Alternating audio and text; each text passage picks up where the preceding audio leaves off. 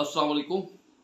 गुज़ारिश है कि आज किसी ने पूछा है कि वो एक मुकदमे में मुद्दई हैं और अभी अपने मुल्क से थोड़ा बाहर हैं, अभी आ जाएंगे कुछ दिनों में, लेकिन वो कह रहे हैं कि क्या ये जो मेरा मुकदमा है, क्या मैं इसको बज़रिया मुख्तार ख़ास अदालत के अंदर लड़ सकता हूँ कि मेरी जगह पे कोई और पेश हो जाए और मैं उसको इख्तियार दे दूँ।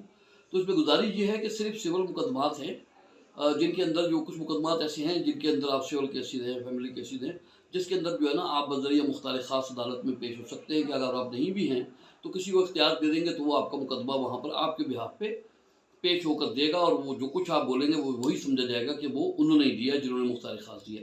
लेकिन जो फौजदारी मुकदमात हैं, जिनका ताल्लुक पुलिस स्टेशन से होता है या फौजदारी मुकदमा आप समझते होंगे, फौजदारी मुकदमात के अंदर जो है आप नाम मुद्दई और नाम मुलजिम बज़रिया मुख्तार ख़ास वो अपना मुकदमा नहीं लड़ सकते।